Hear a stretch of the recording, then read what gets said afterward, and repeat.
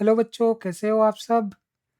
आज हम लोग जो हमारा चैप्टर है पोएम, बहुत ही अच्छा पोएम है the second coming. W. B. It's जो है इसको इन्होंने लिखा है।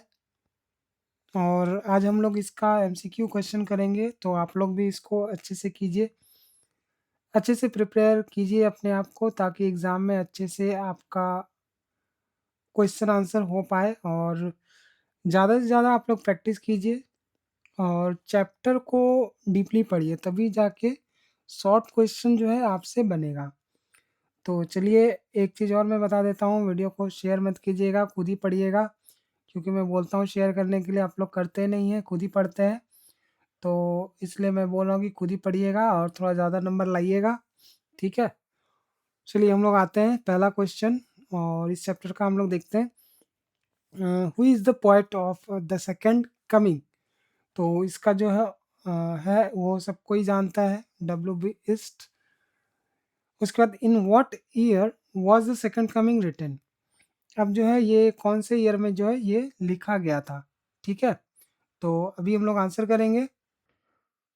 तो आइए हम लोग ये, जब हम लोग पोएम पढ़ रहे थे, तो उस समय हम लोग देख रहे थे कि ये जो पोएम लिखा गया है वो फर्स्ट वर्ल्ड वॉर के टाइम जो है लिखा गया था, उसके ख़त्म होने के बाद, ठीक है? तो फर्स्ट वर्ल्ड वॉर ख़त्म हुआ था 1919 में, तो इसका आंसर भी 1919 हो जाएगा, ठीक है? उसके बाद तीसरे नंबर पे आते हैं, which major historical event heavily influenced the mood of this poem?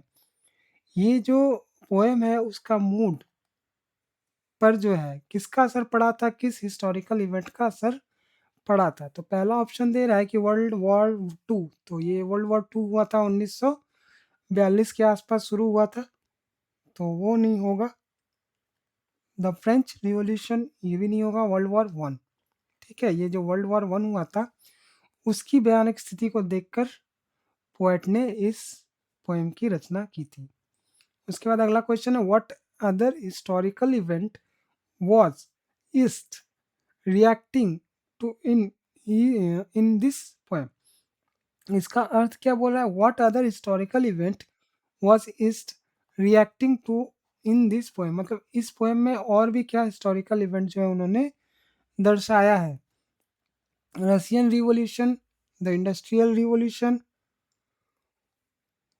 The renaissance, या फिर द कोल्ड वॉर? तो इसका आंसर हो जाएगा द रशियन रिवॉल्यूशन। उसके बाद अगला क्वेश्चन है, the second coming is widely considered a key text of which literary movement? ठीक है, किस लिटरेरी मूवमेंट के अंतर्गत जो है इसको समझा जाता है इस पोएम को? रोमांटिसिज्म, तो ये रोमांटिसिज्म तो होगा नहीं, ये तो गलत ही है। विक्टोरियनिज्म, विक्टोरियनिज्म भी नहीं होगा क्योंकि यहाँ पर जीतने का कुछ है नहीं। मॉडर्निज्म या फिर ट्रांसेंडेंटलिज्म, तो यहाँ पर हो जाएगा मॉडर्निज्म, ठीक है? उसके बाद छठे में आते हैं, east was a poet from which country? ये कौन से कंट्री के पोएट है? तो इसका आंसर हो जाएगा इंग्लैंड, तो होगा नहीं, स्कॉटलैंड होगा नहीं, ये हो जाएगा आयरलैंड। उसके बाद अगला है, the title of the poem is a direct reference to a concept from which religion? Hinduism, Islam, Christianity, Buddhism, ठीक है? तो इसमें क्वेश्चन क्या पूछ रहा है कि ये जो टाइटल है इस पोएम का is a direct reference to a concept, उस कॉन्सेप्ट का डायरेक्ट रेफरेंस है। फ्रॉम विच रिलीजन, किस रिलीजन के कॉन्सेप्ट का ये रेफरेंस दे रहा है? तो यहाँ पर जो है ऑप्शन वो हम लोग देख लेते हैं, हिंदुइज्म, इस्लाम, क्रिश्चियनिटी या फिर बुद्धिज्म। तो यहाँ पर हो जाएगा क्रिश्चियनिटी। उसके बाद, in Christian theology what does the second coming usually refer to? Christian में जो है, क्रिश्चियन थियोलॉजी के अनुसार द सेकंड कमिंग जो है उसका संदर्भ क्या है, किसके लिए वो यूज किया जाता है? The birth humanity, the return of Jesus Christ, या फिर the creation of the earth, या फिर द ग्रेट फ्लड? तो यहाँ पर ऑप्शन हो जाएगा the return of Jesus Christ, ठीक है? उसके बाद अगला क्वेश्चन है, does it use the concept of the second coming in a traditional hopeful sense. Question क्या बोल रहा है कि क्या इस्ट use the concept of the second coming in a traditional hopefulness sense. क्या जो सेकंड कमिंग है उसका जो यूज होता है उसी तरह का यूज किया है क्या इसने? तो ऑप्शन है yes, he predicts universal peace. उसने यूनिवर्सल पीस को प्रिडिक्ट किया था, अंदाजा लगाया था। No, he uses it to predict a terrifying new era. ये हो सकता है क्योंकि पोएम के हिसाब से ये थोड़ा उचित है।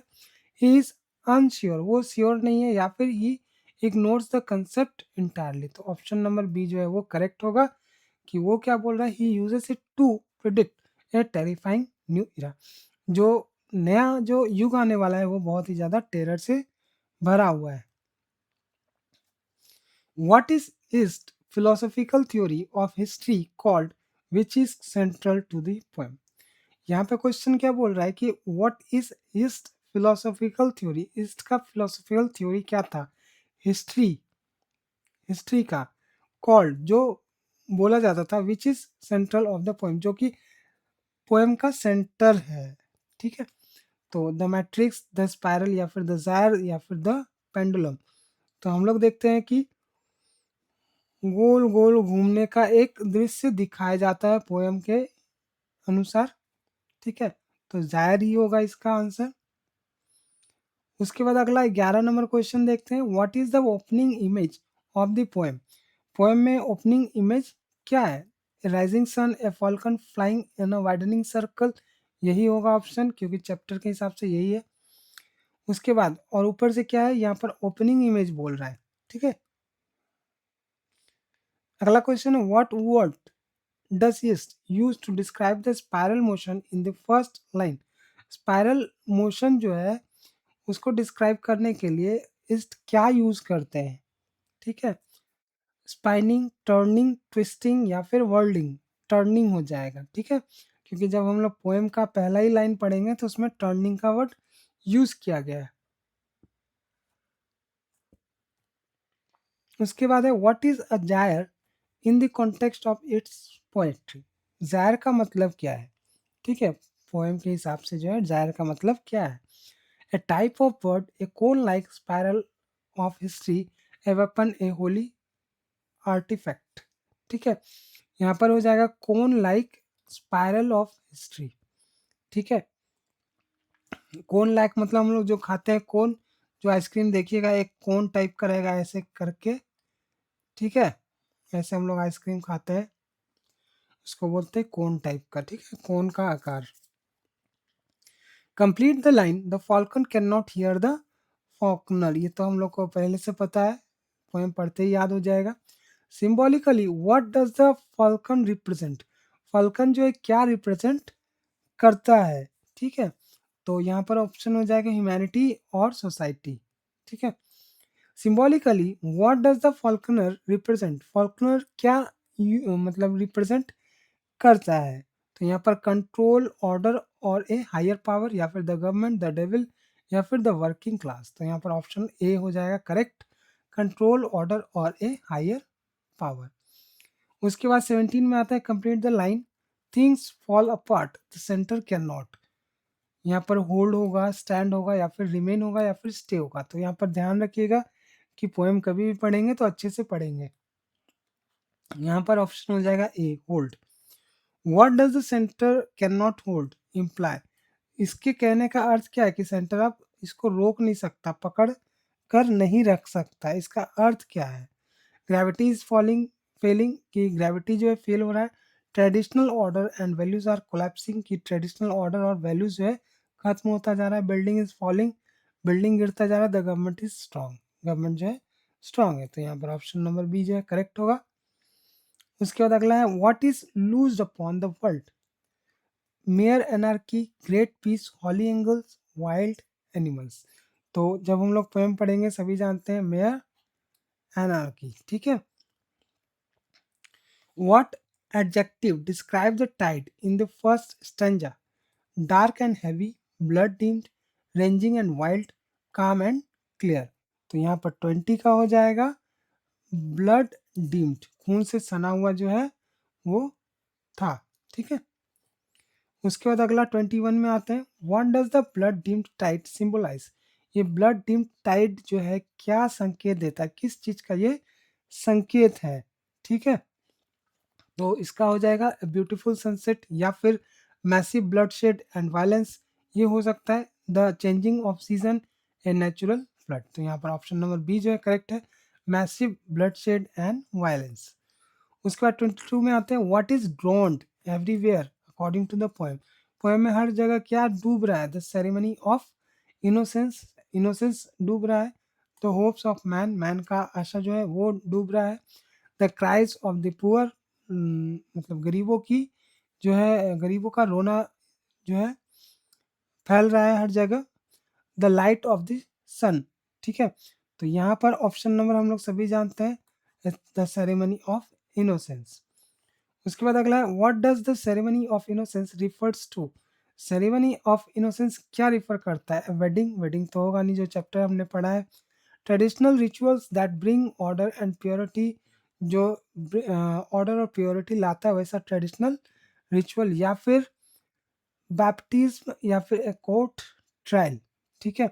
तो 23 का हो जाएगा traditional ritual that bring order and purity. उसके बाद 24 में आते हैं, according to the speaker what do the best lack. जो बेस्ट है वो क्या कमी रखते हैं, इंटेलिजेंस, पावर, ऑल कन्विक्शन या फिर पैशन। तो जब हम लोग चैप्टर पढ़ेंगे तो हमें मिलेगा कन्विक्शन। तो ऑप्शन नंबर सी जो है करेक्ट होगा। उसके बाद अगला है, who are the best in the context of the poem. Best कौन है पोएम के कॉन्टेक्स्ट के हिसाब से, the strongest warrior, god, national, ये god, good, rational and moral people, या फिर द वेल्दी, या फिर द पॉलिटिशियंस। तो यहाँ पर ऑप्शन नंबर बी जो है करेक्ट हो जाएगा, ठीक है, good, rational and moral people, ठीक है।